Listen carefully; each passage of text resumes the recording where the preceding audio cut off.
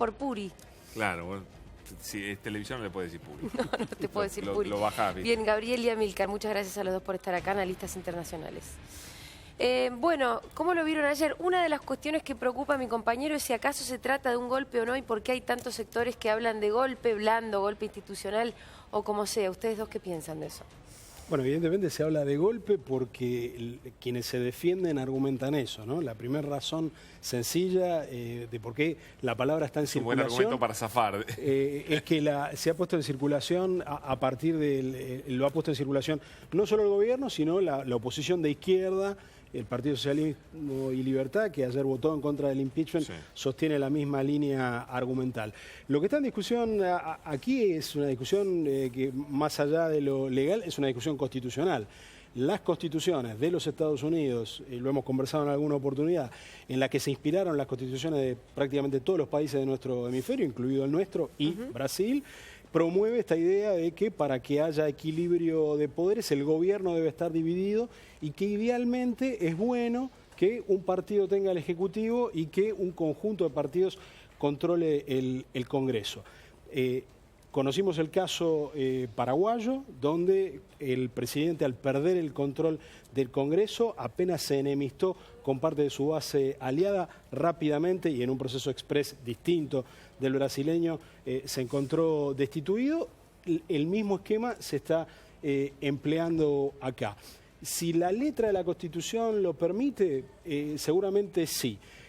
Si el principio presidencialista consiente la interrupción del mandato de una persona que fue electa para un periodo fijo por el soberano, es decir, por los votantes, bueno, ya entramos en un terreno que es más complicado. Tiene que haber, como se decía, como lo dice claramente la Constitución brasileña, un crimen de responsabilidad. Y es realmente muy debatible. Bueno, un crimen de responsabilidad es aquel donde el gobernante comete a conciencia una violación de las leyes por las que tiene que velar. En este caso hay irregularidades administrativas que se reiteraron a lo largo de muchos gobiernos, consistente en algo que se ha explicado poco. El gobierno de Dilma le pidió, dejó de pagarle a 2 bancos estatales el vencimiento de una deuda del año fiscal 2014, dejando esos pagos para los primeros días del 2015. Es decir, una deuda del Estado con bancos del Estado, en lugar de pagarse en la fecha que se preveía, pongámosle que el 10 de diciembre, se pagó el 10 de enero. Esta es una práctica habitual que lo que permite es bajar en unas décimas el déficit fiscal. Y tener más plata para gastar. Y tener algo más de plata para gastar. Pero estamos hablando de montos... ¿Cuándo venían las elecciones? Estamos hablando de montos realmente insignificantes en este caso. Más bien de lo que se trataba era de retocar la cifra y no de tener más dinero o más poder de fuego lo que pasa es que si vos retocabas las elecciones, te aumentaba la cantidad de plata que estaba disponible. Bueno, efectivamente. Ahora como causal para remoción. Como causal para remoción es dudosa. Por supuesto que es una causal un poco más precisa que la del precedente que citábamos antes, que era el del Paraguay, donde directamente nadie se tomó el trabajo de probar la causalidad entre la responsabilidad del presidente Lugo y la masacre de Curuguatí. Amílcar, espérame un segundo porque lo tenemos que saludar a Darío Piñotti. Darío, buenas tardes, ¿qué tal? Hola. Hola, buenas tardes, ¿nos escuchás? Con un poco de interferencia. Ahora mejor. Buenas tardes. Bueno, Darío, hoy leímos una nota tuya que firmaste en página 12, que se titula Dos Brasilias separadas por un muro. ¿Nos podés describir un poco cuál es esta situación, estas dos Brasilias? En rigor, lo que recogimos ayer en una tarea de reporteros por el centro de Brasil, ustedes saben que es una ciudad futurista, que esta semana va a cumplir 56 años de su fundación, una ciudad futurista y como capital, la capital más joven de América Latina, que en el medio de su trazado urbano le fue construido ahora una suerte de muro de Berlín para impedir que multitudes que respaldan al gobierno y otras que se oponen a pudieran haberse enfrentado ayer en lo que hipotéticamente habría desencadenado una batalla campal. Y a estatua el pulso que registramos allí, ciertamente los ánimos estaban muy encendidos de un lado y del otro. En el eje norte de esa avenida muy ancha, de unos 320 metros de lado a lado, estaban las columnas rojas del Partido de los Trabajadores y los Sin Tierra, y en el lado sur las amarillas, en donde todos se visten con las camisetas de la selección brasileña, y en donde se reivindicaba lo que finalmente ocurrió, un voto a favor de la apertura de un juicio político contra la presidenta Dilma Rousseff, un voto holgadamente favorable a la oposición, 367 a 137, por lo cual hoy se inició lo que hace algunos minutos llamaba Dilma Rousseff su cuarto momento electoral, porque en la lectura del gobierno esto no es otra cosa que un golpe de Estado, esas fueron sus palabras, ni siquiera lo atenuó con la expresión institucional, y responsabilizó de esto a el presidente de la Cámara de Diputados y aliado del vicepresidente Michel Temer, quien, esto es información, ya no interpretación, está procesado en la Corte Suprema porque se le hallaron 5 millones de dólares en cuentas que hasta hace poco él negaba en Suiza, y ese monto, según la Fiscalía, el Ministerio Público Federal, procedería de sobornos que cobró en la red corrupta montada en torno de Petrobras. Darío, ¿qué crees que va a pasar en el Senado? Eso es tarea de astrólogos a esta hora. Lo cierto es que periodísticamente ocurrió que hoy ingresaron al Senado, fueron presentadas en el Senado las actas donde se oficializa que Diputados autorizó el inicio del procesamiento, y el Senado deberá primero aceptarlas o no aceptarlas. Esto ocurrirá en no más de un mes. Si las aceptara, automáticamente la presidenta deberá licenciarse por hasta 6 meses, y en el transcurso de esos 6 meses se sustanciará finalmente el juicio. La noticia más reciente, es una noticia que no tiene más de una hora, es que la presidenta despejó dudas, especulaciones, y aseguró que va a permanecer en el cargo, aunque sea licenciada, hasta que llegue el juicio. Traducción política. Tenemos inestabilidad por lo menos durante medio año más. Claro. Darío, ¿qué otra cosa podemos agregar del discurso de la presidenta de hace un rato? ¿Cuáles te parece que fueron las frases relevantes?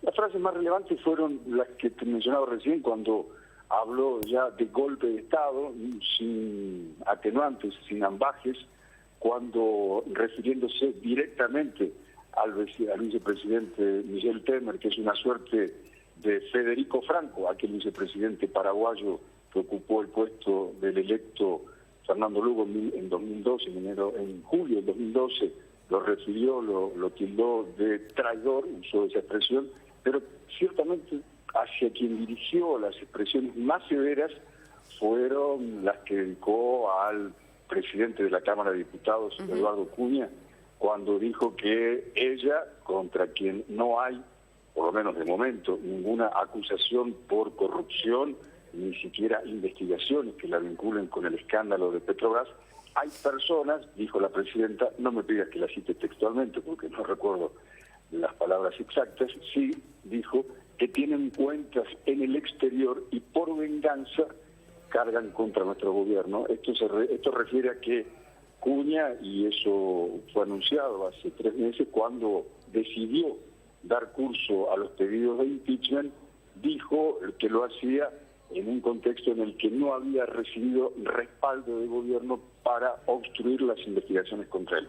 En todo caso, estamos en una crisis de múltiples ángulos y en la que de ninguna parte, ni del gobierno actual, ni del hipotético de Michel Temer, se observa que se disipe la crisis. Una crisis que paulatinamente se va trasladando de los palacios, del Planalto, del Congreso y del Supremo Tribunal Federal a las calles.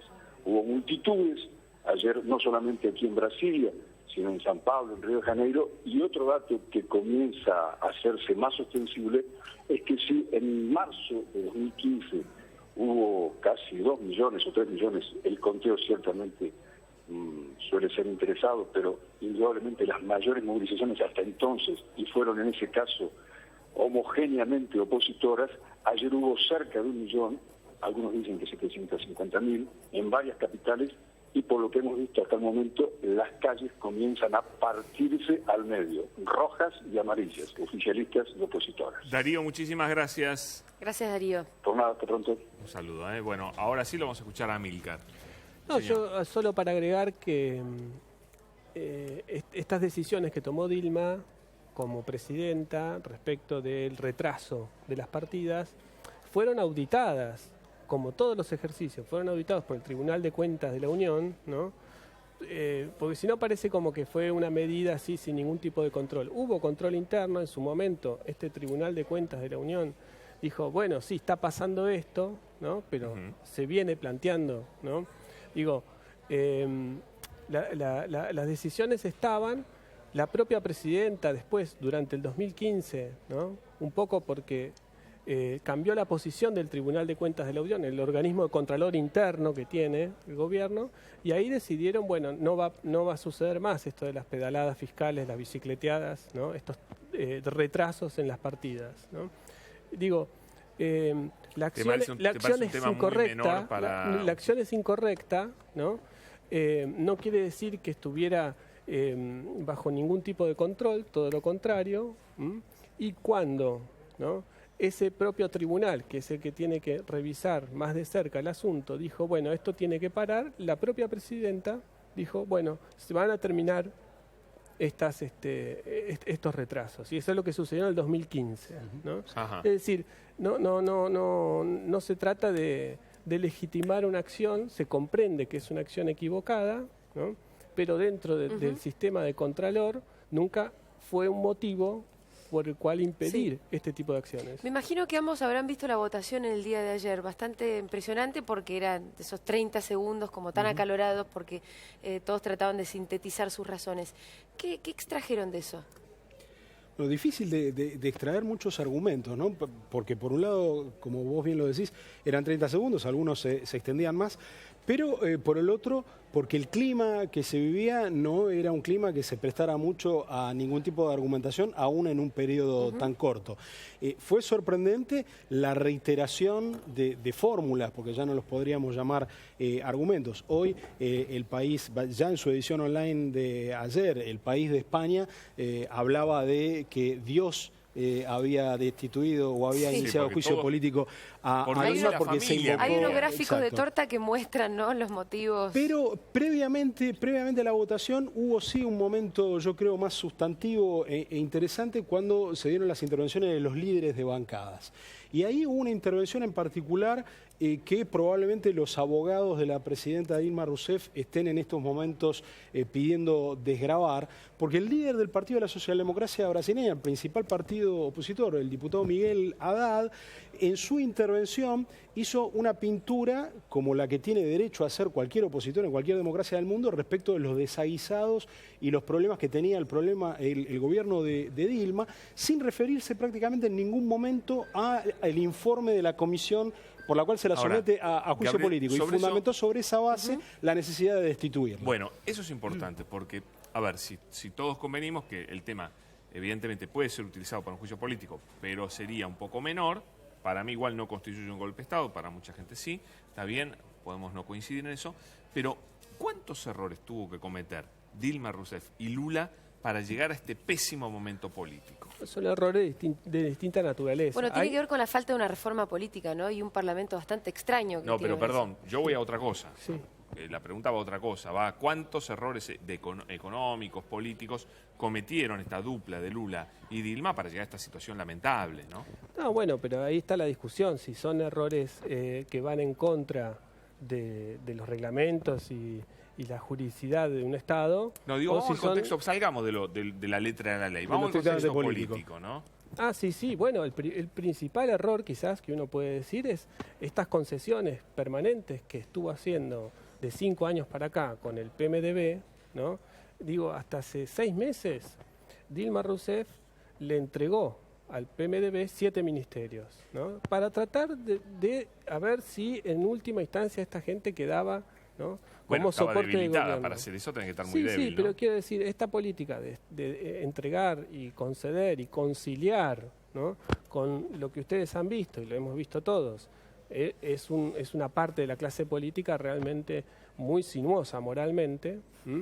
Bueno, por decirle de alguna manera, estas concesiones permanentes no condujeron a ningún buen puerto. Ahí hay un error político, un error de percepción política, ¿no? Un error de haber, de alguna forma, porque si uno mira un poco más el mediano plazo, ¿no? Era un partido, el PMDB, que venía en franco retroceso, tanto por número de parlamentarios como gobernadores, como intendentes. A partir del propio gobierno del Partido de los Trabajadores, vuelve a recobrar cierto vigor y ciertos recursos políticos, al punto tal de que es ese mismo partido el que termina, ¿no?, dictaminando. Complicándola. Ahora, Amílcar, vos recién hablabas de una moralidad sinuosa o una cosa así. La verdad, cuando nosotros miramos al Parlamento brasilero, hay unos bloques que son bastante insólitos, ¿no? Como el bloque evangélico, o esto, como un día parecía que los porotos daban un resultado y al otro día parecía que se daban totalmente vuelta. ¿A qué responde esa liviandad? Bueno, hay un sistema, ¿no?, que funciona así, es sobre todo el sistema electoral es el que permite que el Parlamento tenga, como en el día de ayer, votaron 22 bloques parlamentarios, 22 bloques parlamentarios. Esto lo permite un sistema electoral donde uno no vota, como en la Argentina, una lista, que por lo tanto le da una cierta disciplina de partido, porque el que es electo en la mayoría, en los distritos grandes sobre todo, no es electo a título individual. En Brasil sí se elige a los diputados a título individual, los diputados pertenecen prácticamente de modo solo nominal a los partidos, y salvo los partidos muy ideológicos, que son pocos en Brasil, los partidos tienden a ser simplemente el vehículo que le permite a lo que la ciencia política estadounidense llama empresarios políticos presentarse a elecciones y llegar al Parlamento. Es decir, en general en Brasil la norma es que cuando un presidente llega al gobierno se encuentra con un número X nominal de partidos, pero sobre todo se encuentra con 200 o 300 diputados de los 513 que están esperando algún favor concreto para alinearse en un partido o en otro. Están esperando el hueso. Y esta realidad es una realidad absolutamente móvil. En el día de ayer, por ejemplo, un ex ministro de Lula, Miro Teixeira, ministro de Comunicaciones de Lula entre 2003 y 2004, hoy diputado de un partido que, a ser honesto, no puedo recordar el nombre, votó ayer en la Cámara por el impeachment después de haber pasado por 7 partidos políticos desde que se inició en su carrera. Y eso no es excepción, es regla, ¿no? En la Argentina, en la Argentina, un político con esa trayectoria lo podemos identificar por nombre y apellido. En Brasil son todos. Hay algunos. Decime, ¿qué pensás vos de cuántos errores cometieron Lula y Dilma para llegar a esta debilidad que la tiene contra las cuerdas? Bueno, reformulando un poco tu pregunta, una cosa que hay que decir es que Lula y Dilma, en los últimos 4 años, y hasta que la situación se tornó desesperante hace 3 o 4 meses, no actuaron en tándem.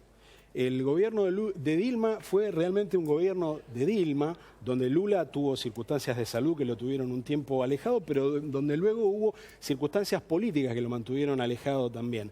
Dilma trató de llevar adelante un gobierno mucho más riguroso en términos de gestión, un gobierno que se interesaba menos por palmearle la espalda a los parlamentarios, un gobierno que por su estilo político fue diametralmente opuesto al gobierno de Lula. No lo fue en muchos de los contenidos de su política, pero fue un gobierno que en estilo difirió muchísimo del gobierno de Lula. Y es recién en los últimos meses que Dilma se acuerda y Lula se pone a disposición para tratar de rehacer la cantidad de relaciones políticas que fueron quedando dañadas debido a este estilo de Dilma, que no sé si hay que computarlo como un error, simplemente la presidenta ella fue electa y tiene este estilo, pero es un estilo que efectivamente dejó una cantidad de heridos en el Parlamento que el gobierno de Lula no había dejado. Desde que Dilma ganó en octubre, dio una suerte de volantazo,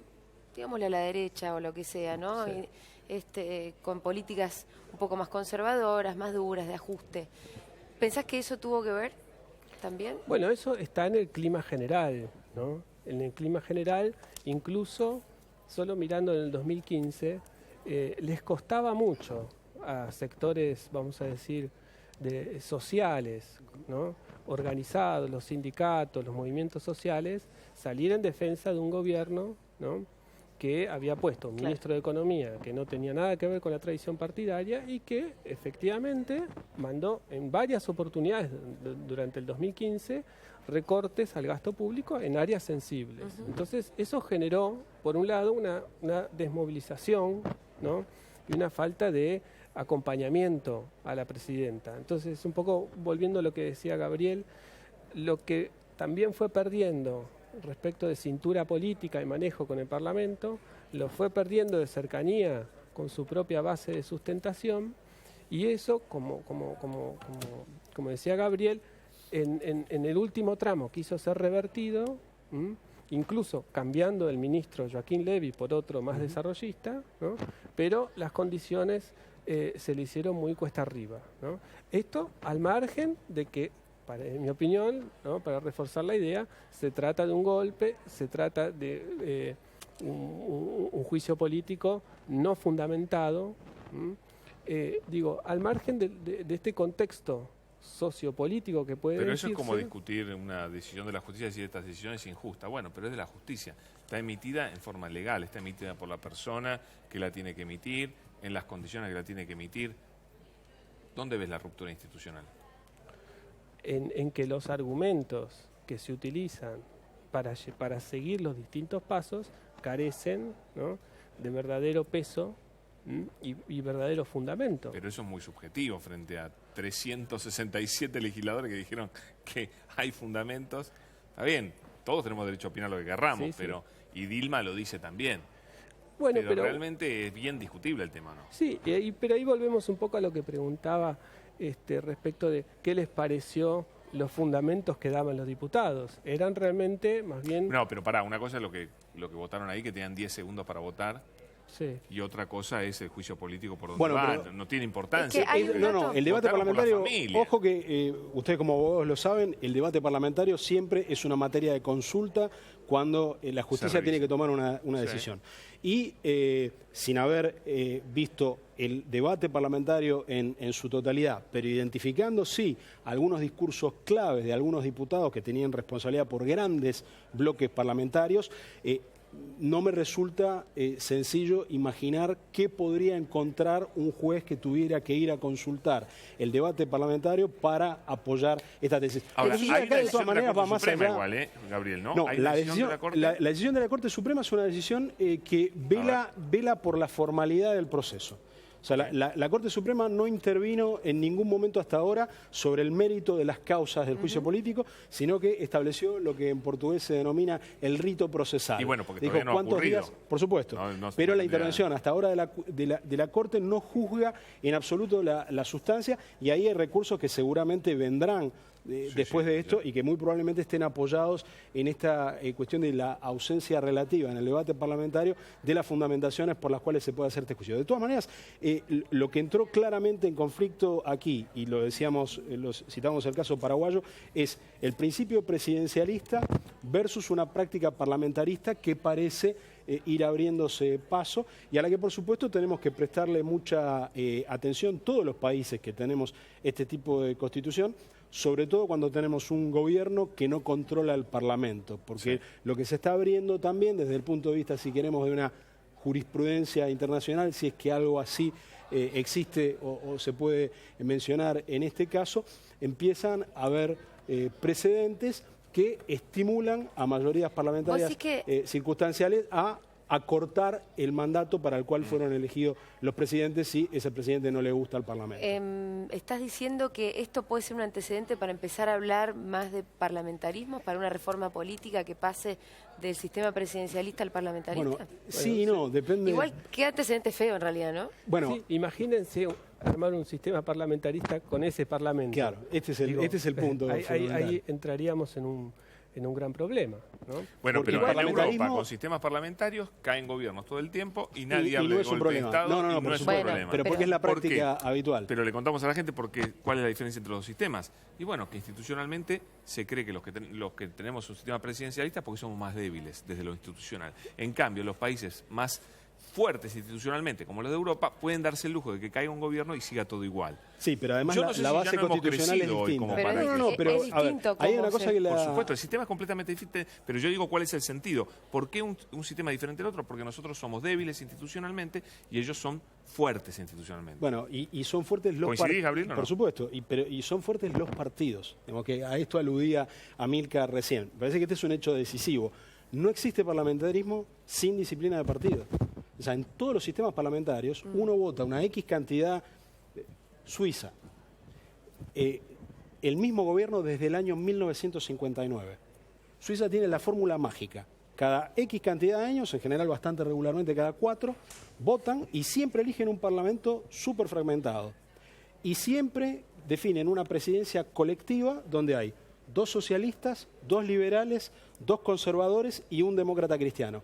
Misma combinación, sin interrupciones desde 1959. Por eso Suiza. La disciplina de partido... Bueno, digo, tampoco sé si es un modelo deseable, pero lo que quería reforzar con esto es la idea de que un parlamento como el que vimos ayer en Brasil, incluso podríamos decir con un parlamento mucho más disciplinado que el argentino, pero que ha conocido clamorosas disidencias e indisciplinas partidarias, es difícil imaginar el parlamentarismo. Es decir, no hay parlamentarismo sin partidos políticos, y si hay una cosa que es transparente y clara, y creo que casi no está sujeta a debate después de lo que vimos ayer en el Congreso brasileño, es que en Brasil no hay partidos políticos. Sí, O sea, el parlamentarismo es posible en tanto haya partidos un poco más sólidos. Sí, bueno, eso, cualquier diseño institucional hay que mirarlo en el contexto en el que se formula, porque si vos podés tener buenísimos partidos políticos, pero si tenés, ¿no?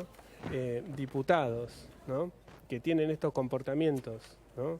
dudosos, ¿no? o corruptos, por ponerlo así, digamos, eso no importa el partido y tampoco importa el diseño institucional, ¿no? Porque este es otro dato. El que le termina dando el voto 342, ¿no? que es Bruno Araújo, del Partido de la Socialdemocracia Brasilera, es un diputado que está investigado por la causa del escándalo de Petrobras, ¿no? Es casi como un símbolo. Está clarísimo. ¿no? Es casi bueno, como un símbolo. sumamos a alguien más a esta mesa. Está Atilio Borón con nosotros, que no necesita presentación. Atilio, bienvenido. ¿Cómo le va? Bien, muy bien, gracias. Bueno, ¿cómo ve usted lo que está pasando en Brasil? ¿Cuál es su visión? Bueno, mucha preocupación, ¿no? Porque la verdad que es el inicio o mejor dicho, la ratificación de un nuevo ciclo golpista en América Latina, con características diferentes a las tradicionales. Antes era con uniformes, con desfiles, con militares, ahora es un golpe, digamos, judicial, institucional, pero es un golpe al fin, ¿no es cierto? Porque cuando uno mira de qué se le acusa a Dilma, la acusación más de fondo es que dibujó los números del presupuesto. Supongamos que sea cierto, esto lo más que puede provocar es decir, bueno, una revisión del presupuesto, una sanción administrativa, pero un juicio de impeachment son palabras mayores, ¿no? Entonces, la verdad que es muy preocupante porque hay un efecto contagio que se puede dar, que es muy peligroso, y es a mi juicio, la instalación de un poder muy, muy fuerte en manos de la justicia, ¿verdad? Todo el problema es de la judicialización de la política. Al fin y al cabo, un juez como el señor Moro ahí de Santa Catarina puede iniciar un proceso que pone fin a la carrera política de un personaje como Lula. Pero la verdad es que es tan corrupta la política brasileña que también la gente quiere que algo se haga, ¿no? Sí, no, de acuerdo, pero un poco lo que decía recién el compañero Amílcar Salas, es que realmente lo que hay contra Dilma no es nada, la verdad que no es nada. Ahora, la corrupción, reconozcamos que es un mal endémico. Digo, si hay corrupción en el Vaticano, que el propio Francisco está dando una gran pelea, ¿verdad?, para acabar con la corrupción en el Vaticano. ¿Pero por qué Lula es intocable? Si Lula no es corrupto, es intocable. tiene que ir preso. Tiene que ir preso, por Como supuesto. cualquiera. Pero lo que pasa es que los jueces, ¿no es cierto?, que lo quieren poner preso, son tan corruptos como él. Le digo una cosa, mire, estaba diciendo Amílcar del diputado justo 342, ¿no es cierto? Un personaje siniestro. Él dijo, bueno, me tocó la suerte a mí ahora, ¿no es cierto? Estaba en llamas. Estaba en llamas. ¿Cómo puede ser, digamos? Yo creo que si evidentemente hay una justicia que trabaja objetiva, imparcialmente, por supuesto, yo no voy a defender a ningún corrupto. No hay corruptos buenos y corruptos malos, no hay corruptos de izquierda, progresista o corruptos de derecha. Son todos corruptos, tienen que ir presos. Pero digo, en el caso brasileño, no hay ninguna garantía de que este proceso se pueda instruir de acuerdo a lo que realmente marca la ley. Le digo un dato más. Usted tiene un Congreso en donde cerca de la tercera parte de los congresistas son electos por un partido y cuando llega se cambian de partido. O sea, usted vota a alguien del PT, cuando llegó allá le pusieron la Banelco, hablando en criollo entre nosotros nos entendemos, y se convierte en partido de la oposición. Digo, y después esa persona acusa a alguien como Dilma. Yo le he hecho críticas a Dilma. por la forma como ha gestionado. Dilma no es política, creo que fue un gran error de Lula poner a una persona técnicamente muy competente, pero no es política. Usted para la política necesita una cintura. Dilma no tiene cintura política, no sabe negociar, es muy empecinada, es muy testaruda. Bueno, vicios que a la larga le costaron esto. Pero es una persona que no es corrupta. En un país como Brasil, en donde la corrupción de la dirigencia política es generalizada, ¿verdad? Desde siempre, no desde ahora, viene de muy antiguo, que la juzguen así realmente da mucha... ¿Usted se anima a decir lo mismo de Lula, que no es corrupto? Yo creo que Lula no lo es, pero que Lula no tuvo los controles y los cuidados que tendría que haber tenido. O sea, Lula no es un tipo que se ha enriquecido, como otros presidentes en América Latina, digamos. Pero ¿cómo? Si le adjudican un montón de propiedades. Sí, le adjudican, pero yo no sé, quiero ver eso efectivamente ante un tribunal en serio. No son un montón de propiedades tampoco. Bueno, un departamento, una casa, un montón de regalos, una lista de regalos ahí gigantesca. Pero mire, si uno, a Lula no se le conoce ninguna vinculación, por ejemplo, con el narcotráfico, como se le conoció a Álvaro Uribe durante 8 años. Y sin embargo, nadie dijo nada. Ojo, y la vinculación con el narcotráfico no es que lo digo yo, que soy nadie, lo dice la propia DEA y están los archivos del gobierno de los Estados Unidos. Hasta el año 1993. Después, como ya vieron de que Uribe les iba a servir, dejaron de recopilar la información. Pero va a aparecer pronto. Atilio, usted recién habló de del peligro de un efecto contagio. ¿Esto quiere decir que el avance de la derecha en América Latina, por los modos que sean...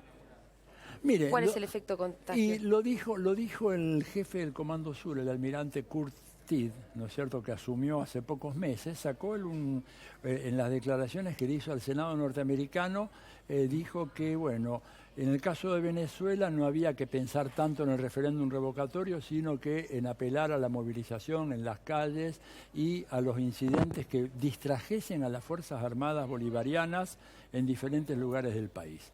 Lo dice el jefe del Comando Sur, o sea, no es una persona cualquiera, ¿verdad? Y cuando ustedes pone eso en el rompecabezas, junto al editorial del Washington Post, que la verdad fue sorprendente, editorial del 12 de abril, diciendo que Venezuela requiere desesperadamente una intervención externa, y después encuentra al ex canciller de Pepe Mujica, Luis Almagro, secretario general de la OEA ahora, diciendo que hay problemas con Venezuela porque hay...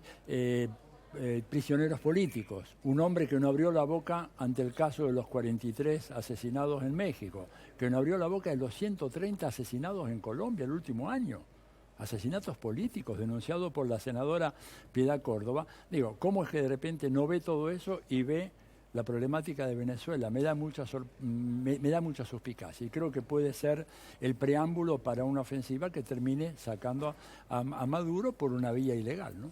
Muy bien, muchísimas gracias a los tres. Gracias, muy amables. Estuvo muy interesante. Muy amable, gracias a ustedes. La verdad. Bueno. Seguramente vamos a seguir conversando de este tema porque el impeachment, bueno, acaba de empezar en realidad este proceso. Vamos a una tanda. Dale, ya volvemos.